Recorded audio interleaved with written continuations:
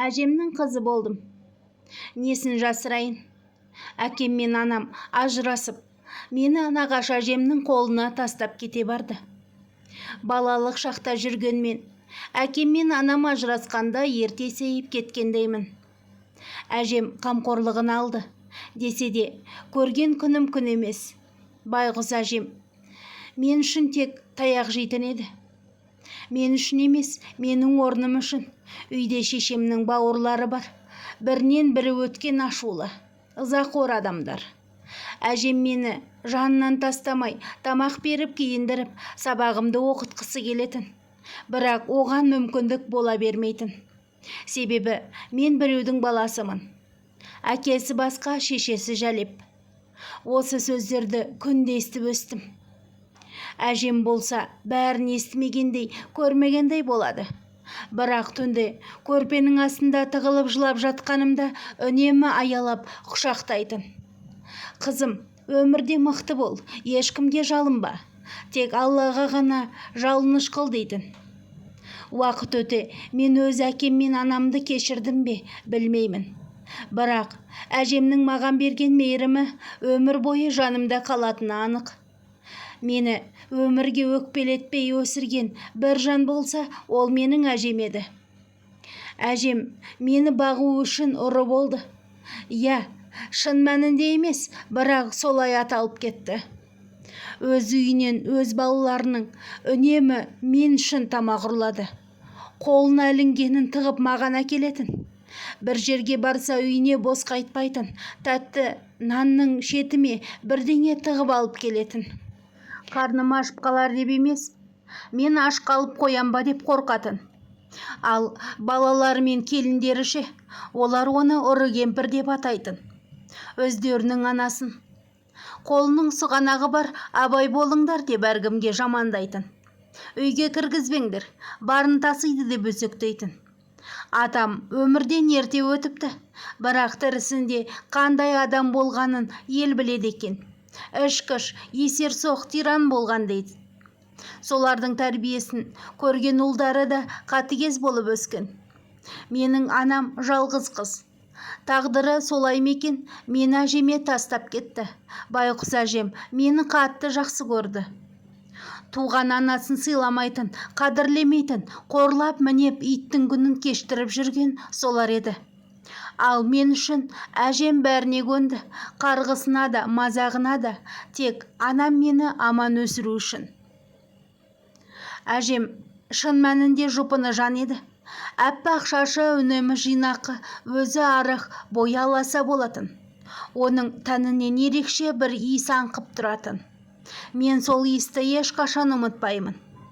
Бала кезден санаға сіңіп қалған сол иіс мен үшін жан жылуының иісі секілді. Бір кездері құдағи атанып, қолына алтын сақина таққаны бар, бірақ әжемнің сол бұйымдарын келіні сандыққа салып тастаған. Бірақ әжем мен үшін сол сақинаны ұрлап сатып жіберді. Себебі мен мектеп бітіріп өзіме көйлек алғым келді. Кейін қаладағы шағын колледжге түстім. Жолға керек жараққа ақша қажет болды. Ал анам болса менің бар екеніммен бейхабар, сорлы жан еді. Сонда байғұс әжем тағы да ұрланып, сол алтын сақинасын сатып, ақшасын маған жұмсады. Артық қалғанын салафан пакетке салып, қораның бір шетіне тығып қоятын. Әжемнің азынаулық пенсиясы бар, бірақ оны да келіні тартып алады. Үйдің үлкені болса да, ол өз үйінде кішкентай жетім баланың күйін кешті. Ешкім қадірлемеді. Келініне ұсталып қалып, сол сақина үшін тағы да таяқ жеді. Менің мектеп бітіру кешіме жаңа көйлек кигеніммен күдіктеніп, жеңгем сандығын тексерген еді. Көздері қызарып айғайлады. Әй, кәрі қақпас, алтын сақина қайда деп байғұс әжемнің шашынан сүйреп ұра жөнелді. Ортаға мен түсіп, бір қатынға әліміз жетпей жатыр. Жеңгем толық келген, еркек сияқты күші көп. Ал біз әжем екеуміз апарық қылтиып тұрған жандар едік. Сол кездегі әжемнің жан даусы шығып жылап жатты. Мен әжеме жалынып, Ол Сақинаның ақшасы қайда?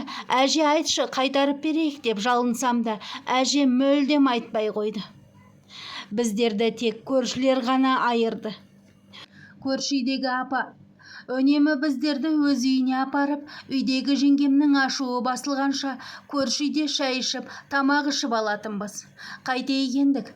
Басқа туысымыз біздерді үйіне кіргізбейді. Бар арманым қалада тезірек оқу бітіріп, ақша жинап әжемді қасыма алу еді. Байғұс әжемнің еріндері көгеріп кеткен, таяқтың ізі әлі кетпепті. Соның өзінде ештеңке болмағандай кейіп танытып, мені автобусқа шығарып салып жүр. Әлгі алтыннан қалған ақшаны омырау тұсынан алып, ұстатып әлек. Ту, әжем-ай, осы үшін сонша таяқ жедіңіз ғой. Бұл ақшаны алмаймын деп қарсылық білдірсем де, әжемнің үнсіз ғана қол сөмкеме салып жіберді. Жарығым-ау, сен үшін бәріне төземін, тек анаңды ешқашан кінәламашы. Уақыт өте келе екеуің табысасыңдар. Жақсы болсын, жаман болсын, ол сенің анаң, менің қызым. Қателікке барған шығар, бірақ кешір. Кешірде ана мен бала болып өмір сүріңдер ботам, деп көз жасын сүртті де, артына бұрылмастан кете барды. Сөйтсем, бұл әжемнің менімен соңғы қоштасуы екен. Балалары қанша жерден қатыгез болса да, байғұс шеше үнсіз көніп жүре беріпті. Бірақ жұмыр жүрек мұнша азапқа көп шыдай алмапты. Алғашқы стипендиямды алған бойда тиіспей жинап қойдым. Бір тиыннан да жұмсамадым. Өзім болсам, кішкенесін тойханадан даяшы болып істедім. Сол бір тойханадан тоя тамақ ішіп, күні бойы қара сумен жүретін едім. Сондағы бар арманым жинаған ақшама әжеме көйлек, іш киім алып беру еді. Өз табысыммен алған сыйлықтарымды беріп, міне әже, мен де ақша таба бастадым деп мақтанғым келді. Қуандырғым келді. Бірақ бәрі кеш. Бәрінен де аға жеңгелерімді жек көремін. Олар мені әжемнің жаназасына да қатыстырмады. Дүниеден өткенін де айтпады. Ешкім үндемеді. Қайтыс болғанын тек қыстық демалысқа келгенде ғана білдім. Ішім күйіп кетті. Қатты қайғырдым. Қанша рет өзімді кешіргім келді. Білмедім ғой деп. Бірақ іштей өзімді де, оларды да кешіре алмадым. Әжем үшін енді бәрін өзім жасаймын деп қуанып келген арманым көкке ұшты. Менің балалық қиялым, мақтанышым бәрі сол күнмен бірге сөніп қалғандай болды. Арада қанша жыл өтті. Қазір ешкімге алақан жаймайтын еңбекқор жанның бірімін. Өзімнің отбасым бар, бірақ жүрегімде бір ғана орын бос. Ол әжемнің орны. Ол ешкіммен ауыспайды. Анаммен де мүлде араласқан емеспін. Ол да мені іздемеді. Тек жыл сайын ауылға барып әжеме Құран бағыштап тұрамын. Бейтінің басында отырып көп сөйлесемін. Көбіне үнсіз жылаймын. Баяғыда әжеме күн бермеген жеңгем төсек тартып жатқанына 10 жыл болды. Қазір өзі де ұл қыздарына масыл болған ауру. Қарап отырып тағдырдың әділетіне таңғаламын. Бірақ кек сақтамаймын. Тек әжем тірі болғанда бәрі басқаша болар ма еді деп сол ой маза бермейді. Әжем менің жүрегімдегі жалғыз жылу.